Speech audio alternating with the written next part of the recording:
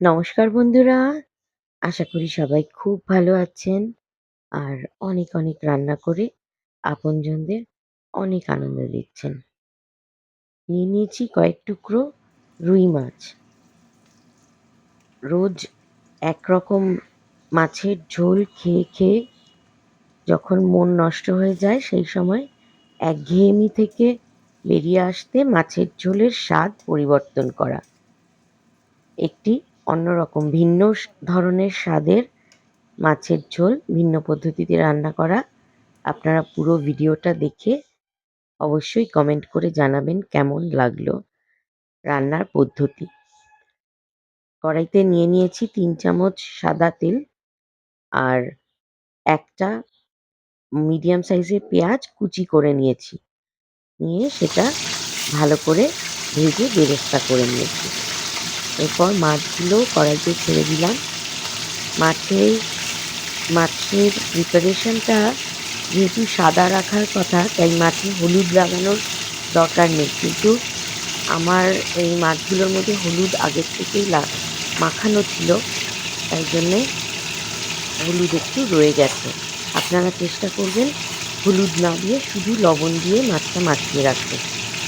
আমি মাছে আগেই নুন হলুদ মাখিয়ে নিয়েছিলাম, তাই হলুদটা রয়ে গেল। যাই হোক, একটা মশলা করার জন্য নিয়ে নিয়েছি একটা পেঁয়াজ কুচি, ৭-৮ কোয়া রসুন কুচি আর ইঞ্চিখানেক আদা আর কয়েকটা কাঁচা লঙ্কা। এগুলো মিক্সিং জারে দিয়ে ভালো করে ব্লেন্ড করে নেব। একেবারে মিহি পেস্ট হবে। জল দিয়ে পেস্ট করে নেব। মাছগুলো বেশি ভাজার দরকার নেই, একটু হালকা ভাজলেই হবে। একদম সাঁতলানো যাকে বলে। মাছ সাঁতলানো হয়ে গেছে, এবার দিয়ে দিলাম কড়াইতে তেজপাতা, শুকনো লঙ্কা আর একটু গরম মশলা, ২-৩টে এলাচ, একটু লবঙ্গ আর দারচিনি। এলাচগুলো অবশ্যই ফাটিয়ে তেলে ছাড়বেন। মশলা ভাজা থেকে যখন সুঘ্রাণ বেরোবে তখন এর মধ্যে দিয়ে দেব পেঁয়াজ, আদা, কাঁচা লঙ্কা, রসুন বাটা পেস্ট আর কি।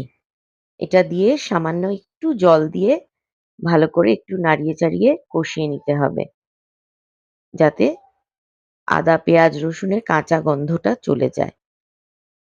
ভালো করে কষানো হয়ে গেলে তার মধ্যে দেব আরেকটা মশলা। এইবার সেই মশলাটাও বানিয়ে নিচ্ছি। সেটা হলো জারে আমি ৪-৫টা কাজু বাদাম আর ৪ চামচ টক দই নিয়েছি। নিয়ে এটা ভালো করে মিহি পেস্ট করে নিচ্ছি। মশলা এদিকে কষানো হয়ে গেছে, জল একদমই শুকিয়ে গেছে। এবার এর মধ্যে কয়েকটা গুঁড়ো মশলা দেব। 1/4 টিস্পুন আমি কাশ্মীরি লাল লঙ্কার গুঁড়ো দিয়েছি। এটা একটু খানিকটা রং আসবে, আর যদি একদমই রং না চান তাহলে এটা দেওয়ার কোনো দরকার নেই। আর দিলাম 1/4 টিস্পুন জিরে গুঁড়ো আর 1/4 টিস্পুন ধনে গুঁড়ো। এরপর সামান্য জল দিয়ে এটা একটু কষিয়ে নেব। আর দিয়েছি এর মধ্যে 1/2 টিস্পুন পরিমাণ গোলমরিচের গুঁড়ো। আপনারা গোলমরিচের গুঁড়ো যদি স্কিপ করতে চান করতে পারেন, তার পরিবর্তে কাঁচা লঙ্কাটা দিতে হবে। আমি যদিও কাঁচা লঙ্কা আগে ওই বাটা মশলার সাথে দিয়েছি, তবুও একটু ঝাল ঝাল হলে ভাল লাগে, তাই গোলমরিচের গুঁড়ো দিয়েছি। সামান্য সামান্য জল দিয়ে মশলাটা আরও ভালো করে কষিয়ে নিতে হবে। বন্ধুরা, যারা ভিডিওটা ইউটিউব থেকে দেখছেন তাদের কাছে একান্ত অনুরোধ, প্লিজ চ্যানেলটিকে সাবস্ক্রাইব করে আমাদের পাশে থাকবেন। মশলা প্রায় কষানো হয়ে গেছে, একদম শুকনো হয়ে গেছে। এর মধ্যে দিয়ে দিলাম এবার স্বাদ অনুযায়ী লবণ। আমি 1/2 টিস্পুনেরও একটু কম লবণ দিয়েছি। আর এর মধ্যে দিয়ে দেব এবার সামান্য চিনি। চিনিও আমি 1/2 টিস্পুন দিয়েছি। নিজের স্বাদ অনুযায়ী এই চিনি আর লবণটা আপনারা ব্যবহার করবেন। একদম মশলা কষানো হয়ে গেছে, শুকনো হয়ে গেছে। এবার এর মধ্যে দিয়ে দেব দই কাজু বাদামের বাটা। এটা এটার প্রধান ইনগ্রেডিয়েন্ট। এইটা লাগবেই। তবে বারবার করে নাড়তে হবে আর আঁচটা একদম কমিয়ে রাখতে হবে।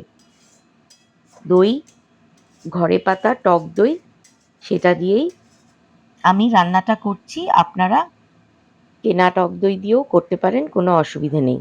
আমার যেহেতু বাড়িতে সবসময় টক দই থাকে, তাই জন্যে আমি সেই দইই ব্যবহার করছি। দইয়ের বাটিটা ধুয়ে সামান্য একটু জল দিয়েছি আর আবারও ভালো করে নাড়িয়ে চাড়িয়ে নিচ্ছি। আমাদের রান্না প্রায় অনেকটাই গ্রেভি তৈরি হয়ে এসেছে। এবার আমরা এর মধ্যে পরিমাণ মতো জল দিয়ে দেবো। কষাতে কষাতে মশলা আর তেল আলাদা হয়ে এসছে, তেল ওপরে ভেসে উঠছে। এবার আমরা এর মধ্যে সামান্য একটু জল অ্যাড করব মাছের ঝোলের গ্রেভির জন্য। তারপরে আমরা দিয়ে দেব মাছ। আমি প্রায় ১ কাপ পরিমাণের জল দিয়েছি। দিয়ে সব মশলাগুলো কড়াই থেকে ভালো করে মিশিয়ে নিচ্ছি।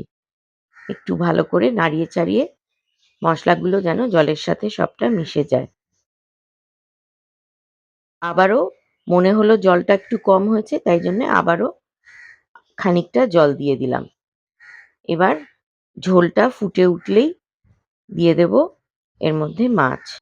বন্ধুরা, যারা ফেসবুক থেকে এই ভিডিওটি দেখছেন তাদের কাছে অনুরোধ যে রেসিপি পছন্দ হলে অবশ্যই লাইক, শেয়ার, কমেন্ট করতে ভুলবেন না। আর যারা আমার এই ভিডিওটি নতুন দেখছেন তারা আমার চ্যানেলটিকে প্লিজ ফলো করে নেবেন। আর লাইক, শেয়ার করতে একদমই ভুলবেন না। কমেন্টের জন্য আমি কিন্তু সবসময় অপেক্ষা করে থাকি। আপনাদের কমেন্ট আমার কাছে মহামূল্যবান। আপনারা অবশ্যই কমেন্ট করবেন, কারণ ওই একটাই আমাদের যোগসূত্র, যার মাধ্যমে আমরা আপনাদের সাথে যোগাযোগ রাখতে পারি। ঝোলটা একদম টকবক করে ফুটছে, দিয়ে দিলাম ১ চামচ ঘি। এবার একটু নাড়িয়ে চাড়িয়ে সামান্য একটু গরম মসলা দিয়ে আমরা ঝোলটা খানিকক্ষণ ঢেকে রাখবো।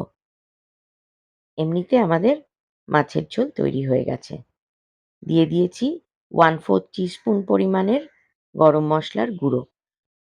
এবার খানিকক্ষণ নাড়িয়ে চাড়িয়ে পুরো ঘি আর গরম মশলাটা ঝোল আর মাছের সাথে মিশিয়ে নিতে হবে, যাতে তার গন্ধ সমস্তটার মধ্যে ছড়িয়ে পড়ে। এবার ওপর থেকে দিয়ে দিচ্ছি সেই প্রথমে ভেজে রাখা পেঁয়াজ বেরেস্তা।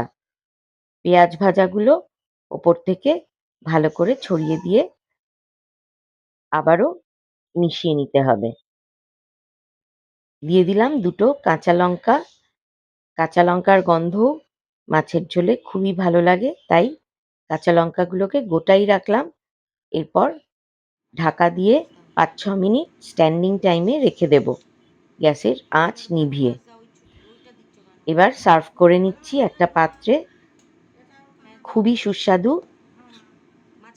মাছের ঝোল, রুই মাছের ঝোল। আমি যদিও রুই মাছ দিয়ে করেছি, এটা কাতলা মাছ দিয়েও করতে পারেন। খুবই সুস্বাদু লাগে আর একদমই ভিন্ন ধরনের একটু মাছের ঝোল, তাই খেতে লাগে অসাধারণ। আপনাদের ভিডিও পছন্দ হলে অবশ্যই কমেন্ট করে আমাকে জানাবেন। আর আপনাদের কাছেও আমার অনুরোধ, একঘেয়ে মাছের ঝোল রোজ রোজ তো ভালো লাগে না, তাই একটু ভিন্ন স্বাদের এবং খুব সহজ পদ্ধতিতে তৈরি করা এই মাছের ঝোল একবার অবশ্যই রান্না করে পরিবারের সবাইকে তার আনন্দ উপভোগ করতে দেবেন। বৈচিত্র্য সবসময় স্বাগত। একঘেয়েমি নিয়ে জীবন চলে না এবং একঘেয়ে জীবন খুবই বিরক্তিকর। তাই একঘেয়েমি থেকে বেরিয়ে আসার জন্য মাঝে মধ্যে একটু ভিন্ন পন্থা জীবনে নানান জায়গায় প্রয়োজন। সংসারেও যেমন প্রয়োজন, প্রতিদিনের জীবনযাত্রাতেও প্রয়োজন। তাই রান্নাতেও তার ছোঁয়া খুবই দরকার।